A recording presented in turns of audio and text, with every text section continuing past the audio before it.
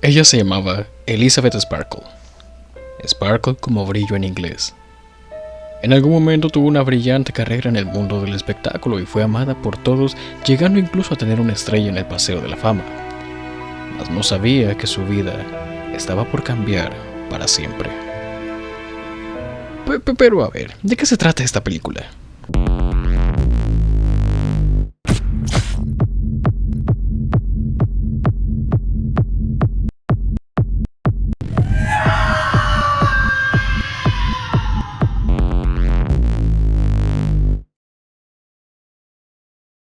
Si aún no la has visto, La Sustancia es una película de horror y ciencia ficción dirigida por Coralie Fargeat y protagonizada por Demi Moore y Margaret Qualley.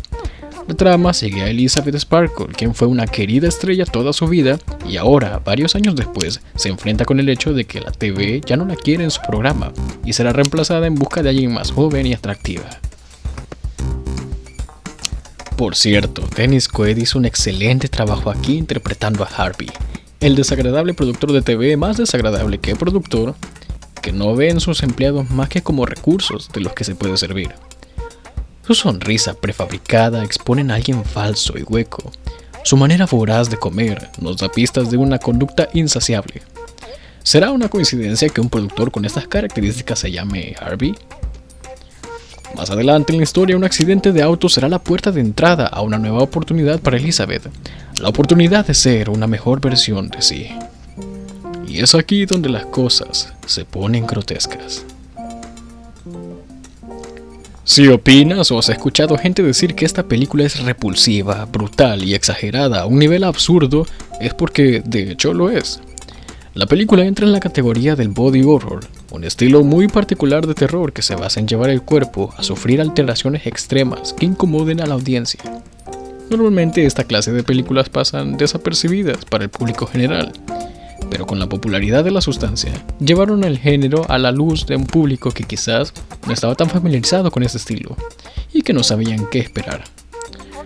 Con un apartado que apunta más a la filmografía de David Cronenberg y el uso sin reparo de elementos del gore, quizá esta cinta no es para aquellos que esperen un thriller con el suspenso y horror al que solemos estar acostumbrados, ni para aquellos con un estómago sensible, pues esta película es 100% visual.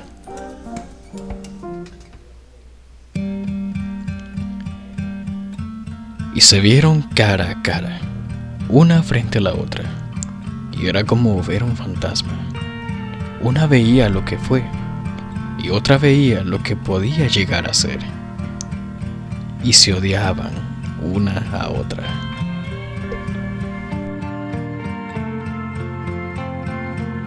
Al principio, una yema se divide en dos, luego de habérsele inyectado la sustancia. Un foreshadowing, un presagio de lo que pasará después. Una mujer se separa en dos partes de sí misma, y sin embargo son dos personas totalmente independientes una de la otra. En un inicio daba la impresión de que compartían una misma mente, pero en realidad Sue es una copia mejorada de la genética de Elizabeth, y eso implica que también su cerebro es una copia con todos sus recuerdos de su vida hasta ahora. Pero cada una comienza a vivir una vida a su manera. Son tratadas diferentes, hacen diferentes actividades, lo que les lleva a vivir diferentes experiencias y por lo tanto a desarrollar diferentes personalidades. Y eso nos hace plantearnos una duda. ¿Qué es la identidad? ¿Somos quienes somos por nuestras propias decisiones o porque nuestras experiencias nos forman de esa manera? Pues tengamos en cuenta que a Elizabeth la trataban de manera muy diferente que a Sue. Elizabeth se sentía menospreciada, descartada, estancada, muy mayor, poco atractiva, mientras que Sue estaba siendo aplaudida, deseada, reconocida en un mundo del cual Elizabeth ya no formaba parte.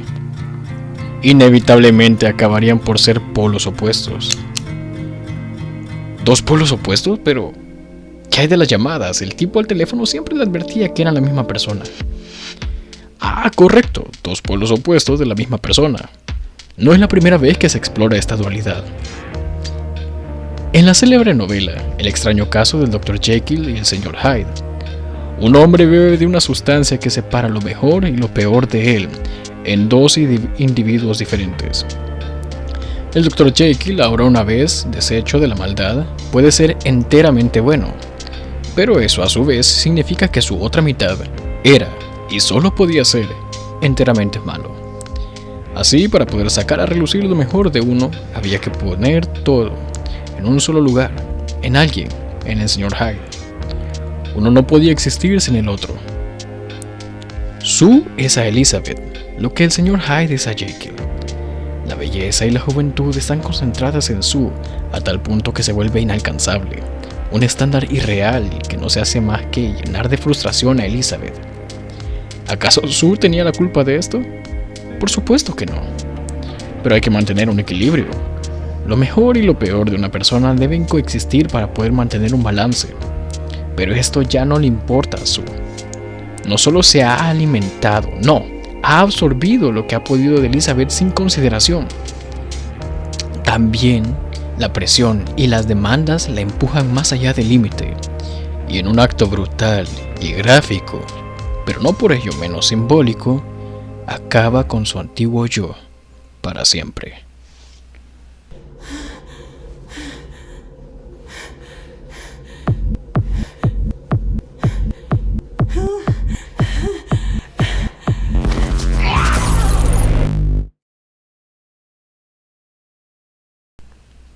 Así que te contaré cómo acaba esta historia.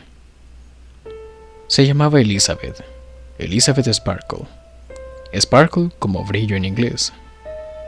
Solía ser muy popular, pero nunca fue suficiente. Solía ser muy bella, pero nunca fue suficiente. Tuvo la oportunidad de salir por fin de esa jaula, pero ella solo quería una jaula más grande. Tuvo la oportunidad de seguir adelante, de tener una vida normal, pero decidió que eso no era para ella. Solo te puedo decir que se dejó consumir. Ella tenía un lado inseguro y un lado ambicioso, una mala combinación.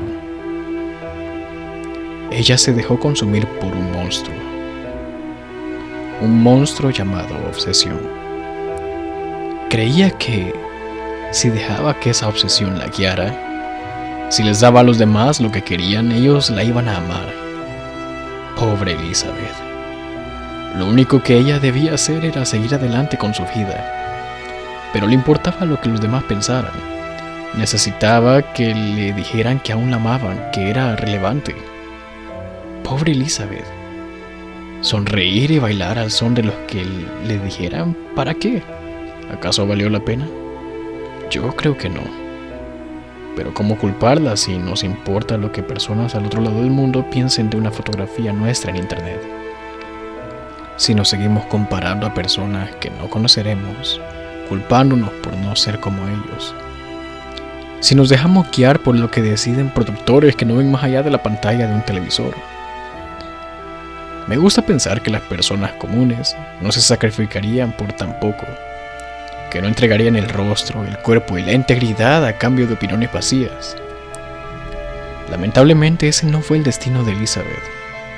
La inseguridad, la ambición, la obsesión. Tuvo muchas oportunidades para detenerse, pero ella decidió que valía la pena seguir para volver a estar bajo la luz del reflector. Decidió que valía la pena sacrificar su vida por volver a ser una estrella, olvidada al siguiente día.